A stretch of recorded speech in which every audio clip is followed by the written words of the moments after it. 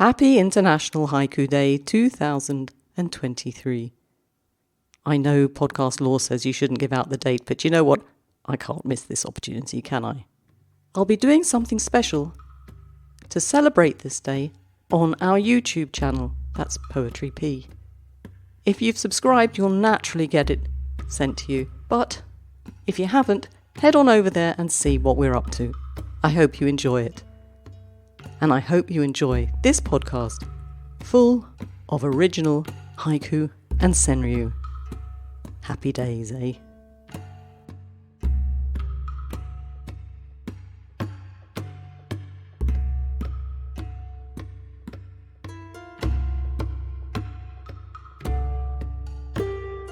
Welcome back to the Haiku Pea podcast.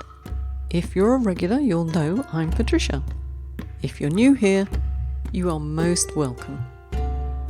I hope you'll become an active member of our haiku group. Email me your thoughts and, of course, take part in all our opportunities to submit and get your poetry out there. April 2023 is a special month. There are a few reasons. I'm going to try and bring you a little bit of haiku and senryu or haibun every Monday. Do subscribe to our YouTube channel, Poetry Pea, and or our podcast, Haiku Pea, wherever you get your podcasts. By the way, it's in the top 5% of podcasts on Spotify and Apple. Not too bad for an independent, eh? You can take us for walks, you can take us in the car, or listen to us while you do those mundane tasks. Personally, I listen when I'm on the stationary bike in the gym. Helps make the time fly, 'cause it's so boring. There's going to be another opportunity for you to get your poetry out in the world. I'll be offering spontaneous, last-minute submission calls for haiku and senryu, which I'll then read on another Haiku Pea podcast. These will happen intermittently throughout the year and will only be offered to poets on the mailing list. Do sign up on the website. You can unsubscribe if you find the newsletters a bit too much. So, your mission, if you choose to accept it, sign up for the mailing on the website, go to your podcast provider and subscribe to Haiku Pea if you're not already, and subscribe to our YouTube channel, Poetry Pea. Now, one last piece of housekeeping, and then we're off to the original work that you've had accepted for this topic. If you're listening to this in April 2023, and you sent me a split sequence or two last month, you'll hear back by the end of this month. If you don't, check your spam, and if my reply isn't there, email me. So, reimagining poetry. I set you a hard task, didn't I? It was as hard, if not harder, for the editing team, God bless them. But this was a great opportunity for all of us to practice illusion, linking and shifting, which you definitely took advantage of, and I'm very proud of the work we accepted. My thanks to the team, Lorraine Padden, Vandana Parashar, Liam Maguire and Ronald K. Craig for all the work you put in and all the messages we sent back and forth, because I learned so much from you. And a special thanks to Robert Horrobin, who edits and has joined me in sending out replies. I think it's the least a journal can do to respect the poets who submit. Send out replies. Don't you? So on to the poetry. Our judges get all the submissions and independently choose their favourite. We have 4 today, all of whom you'll know for various reasons, but certainly because you've met them here before. We're going to welcome back Lynn Jambor, Ravi Kiran, CX Turner, or Lucy to her friends, and Melanie Alberts. I'm very grateful to you for reading all the submissions, writing up your analyses for the journal, and spending time with me today. And don't forget, if you fancy doing this, it's really quite fun. Do email me and volunteer.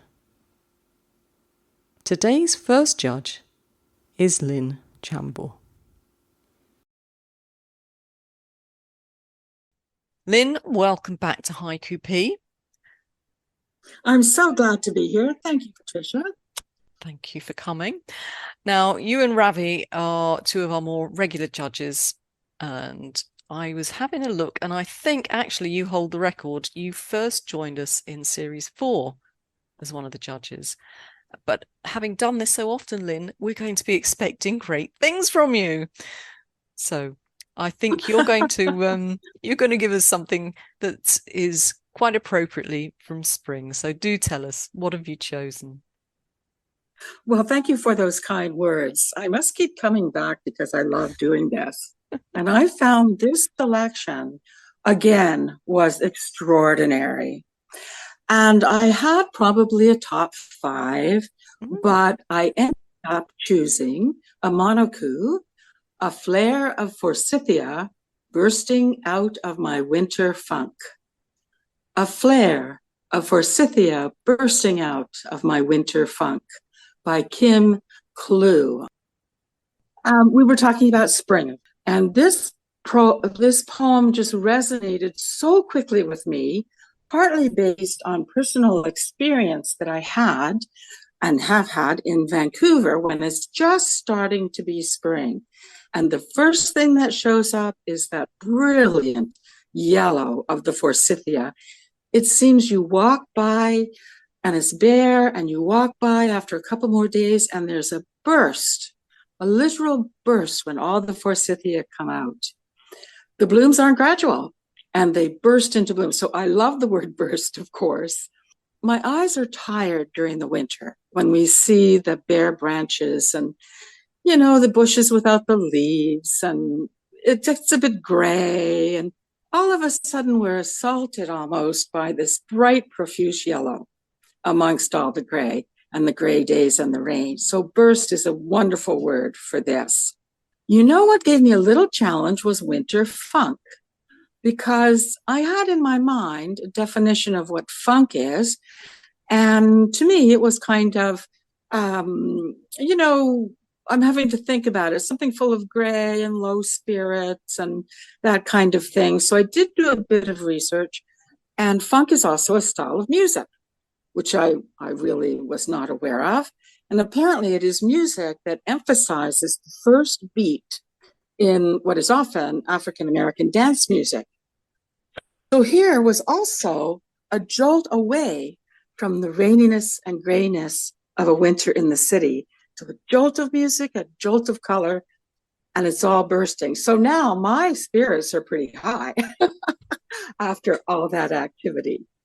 Even though I'm not a big fan of gerund words because they kind of extend the moment, I do think it works here to really emphasize the smell and the sight and the visual beat and the spiritual beat away from the low spirits to positive spirits around the, emerging spring-like weather and that kind of activity.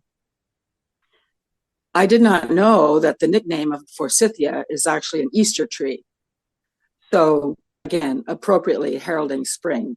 The yellow forsythia has a slight fragrance of almonds, which is fresh.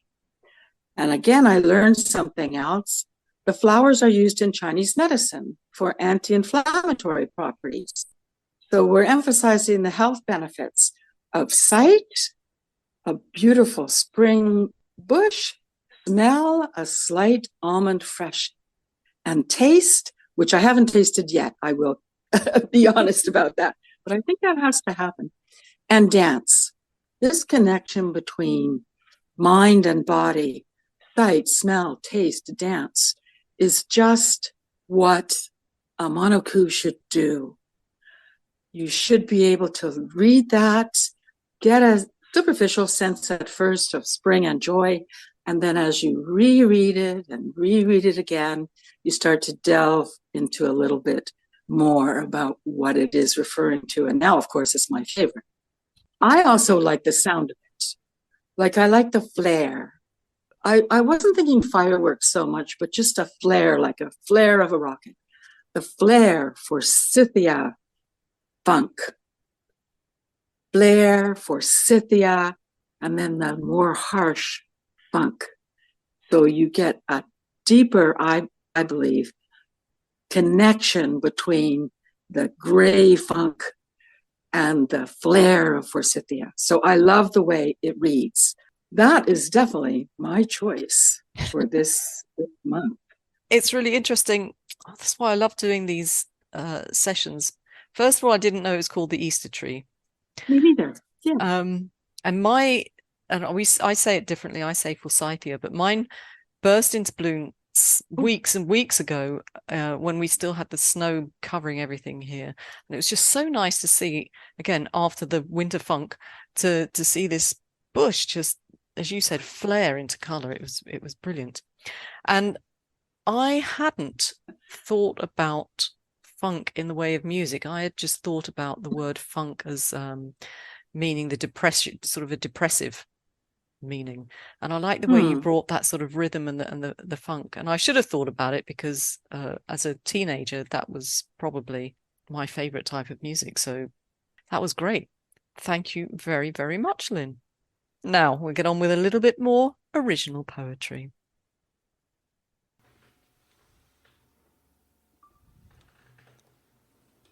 Morning rush. A pigeon outside my window, doing nothing. Vandana Parashar. Wastrel on the sun deck. Bad clams. Jerome Bergland. Leaving the coal mine, shaking off soot. A canary. Richard Bailey. Lost in the stillness. Silence has no signposts. Alison Douglas Turner. Deep winter, looking for a path out of the woods. Adele Evershed. Emergency stop. A stag swerves into the frosted forest. Erica E. Benson. Chef Sharwin, wandering the narrow streets of the blue sky.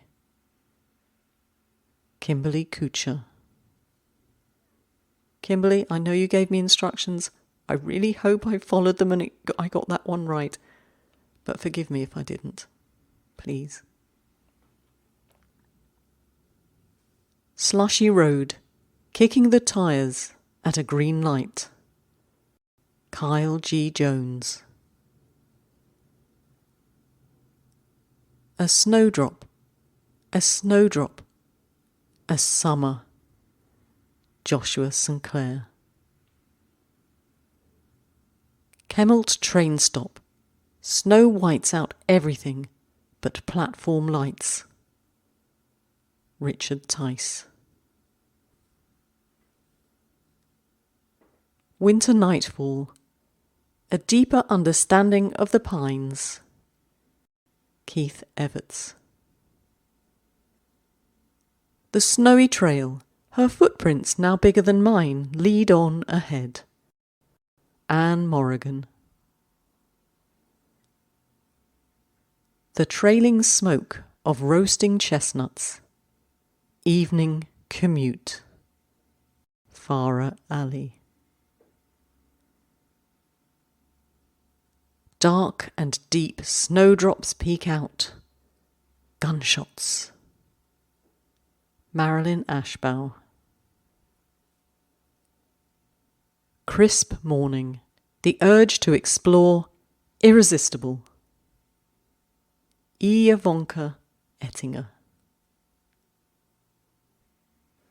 Dark and deep tonight. These woods iced, snowy white. Linda L. Ludwig. Spring sunrise. I linger near my window for one more birdsong.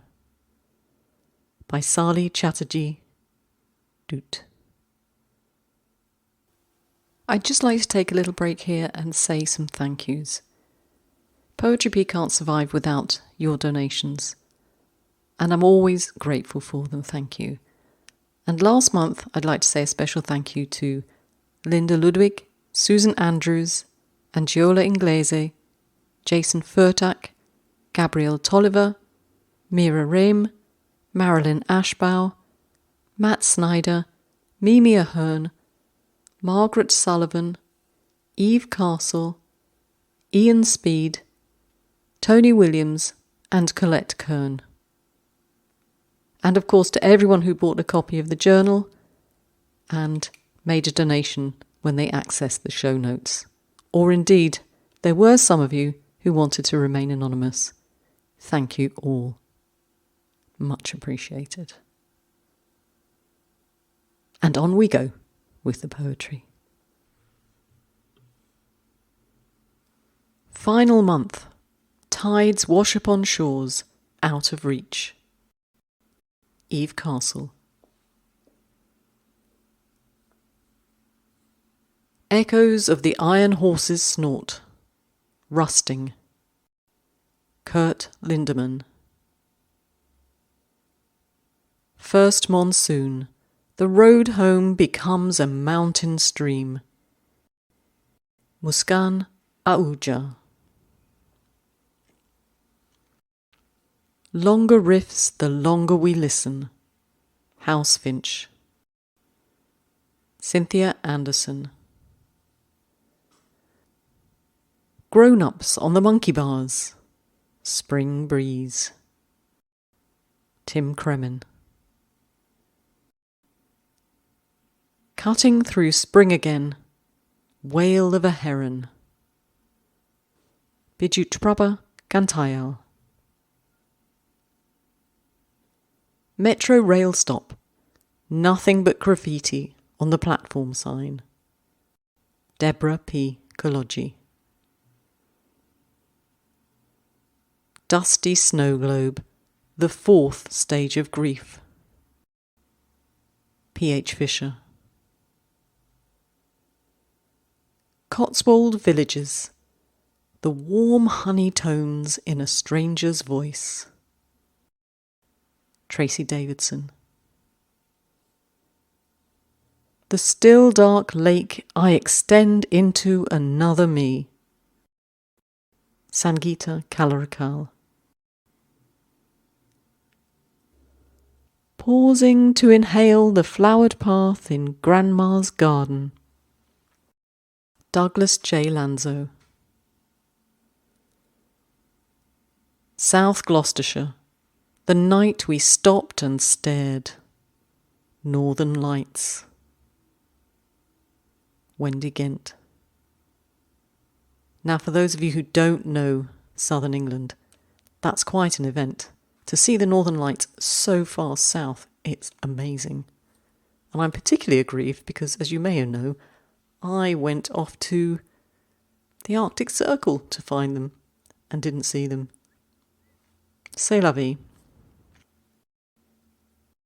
Heavy fog. Highway stretches a few feet at a moment. Ram Chandran. March moon. One more spring in his cap. Daya Bat. Silence greets me on my darkest night. A snowy owl. Jan Stretch. A stream of stars ride the sky, winter darkness. Lakshmi Iyer. Bluebell Wood. A strange call pulls me into the veiled mist. Mira Rehm. Canary Song.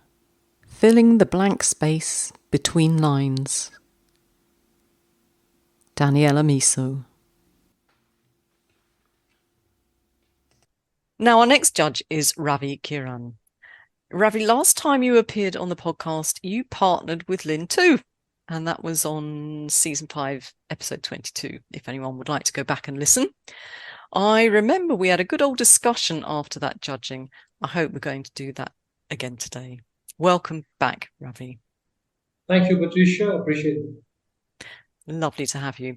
So tell us, who and what have you chosen? The poem I have chosen for this time is by Wai Mei Wong. She's from Canada, if I'm not mistaken, and the poem is End of the month, the skyscraper borrows half the moon. End of the month, the skyscraper borrows half the moon. Now, this haiku appealed to me at many levels. The first thing to grab my attention was the first line, end of the month. Coming from a middle class background, I understand what this unassuming phrase means. The finances of the family would have dried up, and one reluctantly gets into a borrowing spree. Now, this can be cash, or as it is common where I live, food items like rice and coffee powder and things like that. Then we are taken to lines 2 and 3, where we are introduced to the main characters, skyscraper and the moon. Having lived most of my life in a city, I am drawn to the contrasts of nature in urban setting. Now, this could be a bonsai in an apartment or a moon between skyscrapers. The next dimension was the statement that the skyscraper is borrowing. The Wall Street, which has become a symbol of the financial markets, is full of skyscrapers too, and borrowing is a common activity by the institutions there. The best part was line 3, half the moon. We are not told if the moon is actually a full moon or a half moon. All we can see is the moon half eclipsed by the skyscraper. This opens up many possibilities, like a good haiku should. What was borrowed, would that be returned or defaulted? And if so, what would be the consequences? And so on. By the time I recover from the delight the 3 lines offer me, my left brain points out that this is personification. This debate has been inconclusive for centuries, and my humble take is that it is all right to employ the poetic device occasionally, and many masters have done so through the ages. Thank you. Thank you, Ravi. So yes, a slightly controversial choice, Ravi, and I'm glad you chose it because it gives us a chance to air an opinion held by many in the haiku community, and our lovely listeners can make up their own minds and perhaps even email me their thoughts, and I can add them to the show notes perhaps. So like you said, the opinion is split. Anthropomorphism. Does it have a place in haiku? Yes or no? Ravi, we sort of semi-talked about this, or at least I mentioned it to you when we were discussing it. And I did a little bit of research and I looked at Gabby Greaves' website, and I'll put that in the show notes. And she says anthropomorphism is usually avoided in traditional Japanese haiku since it collides with the idea of sachet, a sketch from life. But she also says, as you did, there are exceptions when a very special effect is aimed at. Now, I found one, and I don't know what you think of it. You can tell me, Ravi. It's by Isa, and it was translated by David Lanouille. The kitten plays hide and seek in bush clover. The kitten plays hide and seek in bush clover. And I thought maybe that is the exception because you can just about see the kitten performing an action that looks like hide and seek. And you obviously disagree with me. Can a skyscraper borrow half the moon? The borrowing I saw as looking up at a skyscraper and and it's blocking out half of the moon. So I saw an image as well as what was evidently the interpretation of the financial consideration. Well, I think it's just fascinating how Ravi saw the skyscraper borrowing half of the moon as a financial transaction. I didn't see it that way. And perhaps that just is just me. I don't know. But I thought of it just reflection, borrowing just being a reflection, and the moon just being so generous and with its light. And that's how I saw it. But I'm glad that I listened to Ravi's interpretation because that totally makes sense. We can probably continue this discussion after in the judging panel afterwards, Ravi. But I think whatever side of the argument you're on this one, I think it's fair to say that Wai Mei's poem is an absolutely brilliant poem. So I thank you very much for bringing it to us, Ravi. We had a few internet connection problems, shall we say, when we were recording this, and I got myself in a bit of a tiz and forgot to ask Ravi to read his piece of work to us. Oh, Ravi, I'm so sorry. Let me see if I can do it justice. Empty platform. A blackbird echoes the train's whistle. Empty platform. A blackbird echoes the train's whistle. Ravi Kiran. Lovely piece of work though, Ravi. Thank you. Meadow mist. Those invisible roses scent the dawn. Brett Brady. A sky blue day. Drifting clouds and daffodils. Susan Andrews. Spring. Cracking the door wide open, a cat slides through. Jen Ryan Yaragui. Stop, not stop. No time to lose. Snow's gathering. Ian Speed. Keeping quiet, the nightingale starts its solo. Natalia Kuznetsova. Slowing train, in nearby open windows, drying laundry. Krista Pandy. The midday train, in its whistle childhood screams. Vipanjit Kaur. Planting lavender, the blue sky above. Nina Singh. Flat tire. Watching hot red dirt swirl a long way from home. Rob McKinnon. Musing, the leaf rests on a bench before its final drop.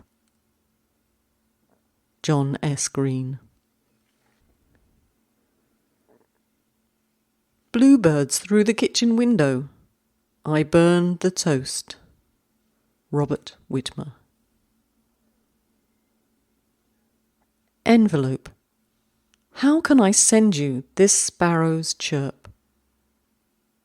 Minal Sarosh. On little feet she runs, head thrown back, laughing. Daffodils. Mimi Ahern. Horseflies. A mare swipes to the left. Richard L. Matter. Milton Keynes.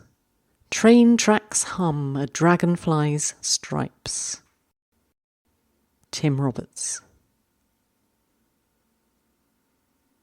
Snowdrift. Another call goes to voicemail. Kerry J. Heckman. But for my flat tire, I would not have met you. Rabbit. Eric A. Lohman.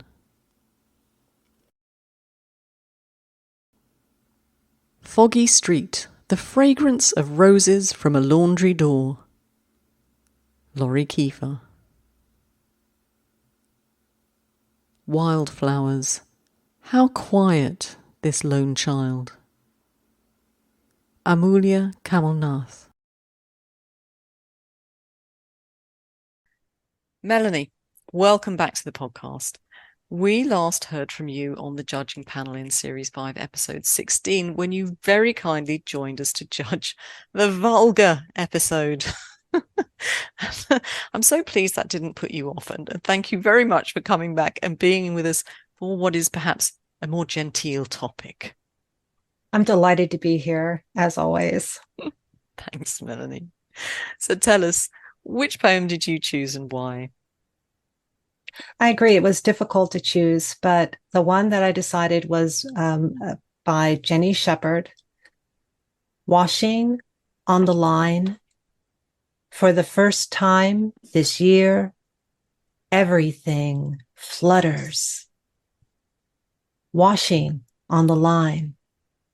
For the first time this year, everything flutters. In her haiku, Jenny Shepherd captures the promise of the warm, intermittent breeze that Billy Collins celebrates in his poem Today. Uplifted is a key word in Billy's poem. It signifies not only the release of frigid winter weather, but signals the inherent freedom at the core of our being. This lifting up, this awakened sense of freedom is what makes us smile when the elements are aligned with our desire to be one with the forces of nature instead of resenting them. Who doesn't look forward to the ease of spring? Washing on the line is prosaic enough for many of us to form a picture or to recall a memory. We might think of hanging laundry on a line ourselves, or remembering an older adult, maybe a grandmother, with wooden clothespins in her apron pocket, one clenched in her teeth, lifting the wet clothes, heavy towels and sheets, and trusting that after a long sunny afternoon, the chore would be done. But not every laundry day is ideally sunny and warm. I see Jenny's washing hung to dry on a damp, gray April morning. There's a feeling of stuckness as the wet fabric chills down. But by the afternoon, several hours later, the stiff, solid creases have relaxed. They begin to wave slightly in the breeze. Once it's noticed that everything flutters for the first time this year, we sense that longer, lighter, and sweeter days are ahead. The fluttering lifts up the corners of the wash and elevates our moods. In Billy's poem, the snow globe paperweight people are free to walk out of their frozen landscape, holding hands into a welcoming breeze. And we enter the scene, happily ready after a long wait to gather fresh wash, scented of spring, into our basket. I share Jenny's joy at having the washing out on the line for the first time in the year. And I just felt when I read this that she'd captured my mood perfectly. Although when I first moved here to Switzerland, I was not used to the very cold nature of the winters and these springs. And my neighbours must have had a right old laugh at me putting my washing out and watching it freeze on the line. I can remember bringing them in actually like cardboard, no fluttering there. So that's wonderful. Thank you very, very much, Melanie. You're welcome. Freshly painted walls, along their edges, someone else's colours. David Josephson. Snowfall, the last love letter in my pocket. Anna Maria Domberg, San Cristoforo. After the rain between the rocks, a dandelion blooms. Bona M. Santos. North wind, the closeness of chickens in the coop. Colette Kern. Sunlit downland gate. We wait for a microlight to buzz off. Dorothy Burrows.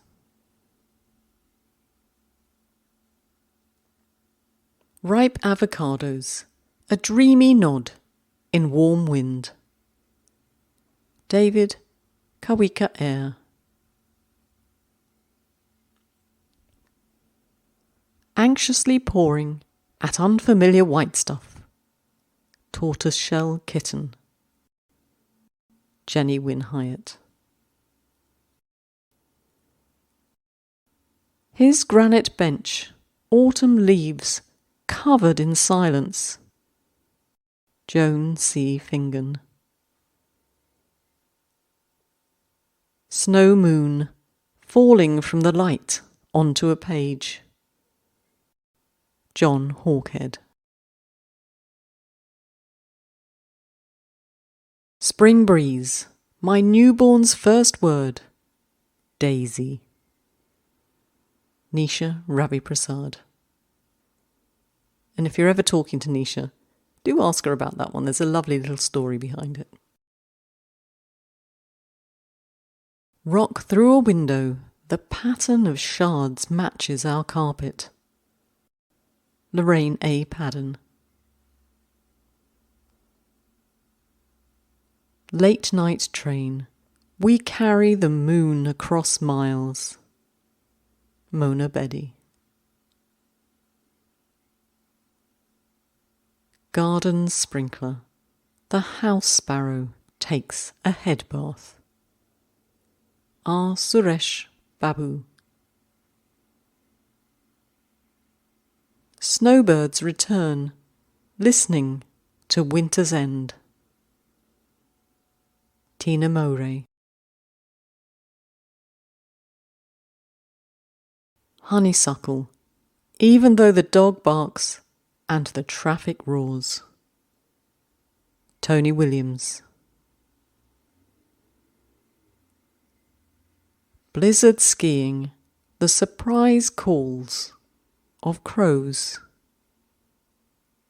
Doris Lynch. Unfortunately, Lucy, or CX Turner as we know her in the writing community, was unable to join us today at the last minute. But I have her poem and her analysis, so I'll read it to you. Just pretend you can hear Lucy's voice instead of mine. So here we go. The house of my birth, staring at the sounds of summers long gone. The house of my birth, staring at the sounds of summers long gone. And that's by Ronald K. Craig. And Lucy says this. I immediately liked this poem on first reading and found myself coming back to it, always a good sign of a wonderful poem. On first reading, I enjoyed that each line stood on its own and the overall sense of nostalgia built as one image stacked upon another. I was immediately drawn into imagining the past, and I wanted to just sit with it for a while and think about it, one line at a time, to consider all the meanings and different pictures that form in my mind. On second reading, I found myself wondering how the poet had been inspired by the long-form poets of Frost and Thomas, and to me it's captured in the sense of time passing that this poem evokes so clearly. To take each line one at a time, I'll elaborate on these initial impressions. Line 1, the house of my birth. What house is this line referring to? Does the poet still live there, or are they remembering or recalling a story they were told about where they were born? What sort of house was this? Where was it? What was it like? The use of the ellipsis adds a pause that leads the reader to wonder what isn't being said or what needs pondering before moving on to the second line of the poem. It also draws me, as the reader, into thinking about the house of my birth. Line 2, staring at the sounds of summers. My initial thought is that I wonder what the poet is staring at. What is conjuring this image of summer from the sounds? The use of a summer kigo gives rise to numerous sounds associated with summer the poet could be alluding to. Is it one of birdsong, or a creaking swing, or perhaps children's laughter? It gives the impression of positive experiences, and we might wonder why the poet is staring rather than just observing or seeing. This word choice is so poignant, and the connotation is such that the moment captured by the poet is such that the poet cannot help but stop and stare, but does not have the specificity to be sachet. I'm led to consider which kigo I might consider when thinking about the house of my birth.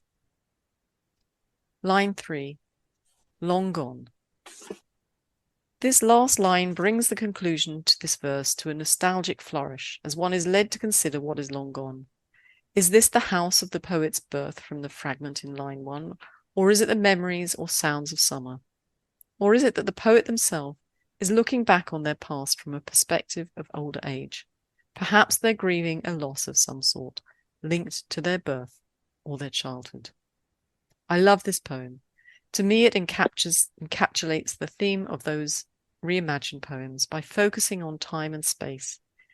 It draws on memories, but also places the reader in the now, looking back with whatever feelings this conjures. It shows us that the reader is free to make up the story themselves, and this is perhaps compounded by the lack of ego in the poem, such that the reader can explore what sounds might be associated with their childhood or family home. Thanks, Lucy. And I just wanted to say, because some people might wonder at this, I know Ron is one of our editors, but whilst I don't let the judges choose any of their own works, because it might get a little awkward in the judging panel, I have no problem putting the work of our editors into the mix. They can't influence it at all. So when Lucy told me which poem she'd chosen, I wrote back and said to her, I particularly enjoyed that second line. How many of us, when we're looking at things from our past, can hear the sounds? And I know when I look at pictures of my sister at a certain age, I can hear the Bay City Rollers. When she was still young enough to be forgiven, she was a great fan and insisted on wearing their tartan trousers. And if you haven't got a clue what I'm on about, do Google them and you'll understand what I mean. Now, I was hoping that Lucy would close out our original work today by reading her own poem, but Lucy, I will try and do it justice instead. So here, the poem of C.X. Turner. Among meadowsweet, lilting sparrow song. Amongst meadowsweet, lilting sparrow song. Thank you, C.X. Turner. So now all the analysis is done. The judges have had their behind-the-scenes discussion, and you will find out who was the eventual judge's choice and who the honourable mentions. All will be revealed in the journal, along with the extra poems that were submitted and accepted for this topic. There are some real crackers left to read. So, your mission is to go to the website and download these poems and savour them once again. If you can make a little donation, that of course would be much appreciated. Thank you for coming along and listening, for submitting to Poetry Pea. Whether you were successful or not, your submission was read, valued and respected. Thank you to all the editing team here, and of course today's judges. Do go and tell all your poet friends about us and share our links. Let the world rejoice in Japanese short forms, just as we do. Until next time, keep writing.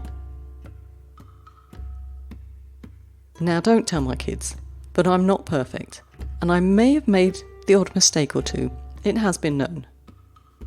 If I have, I apologise in advance. And please, don't be afraid of emailing me and telling me. Ciao!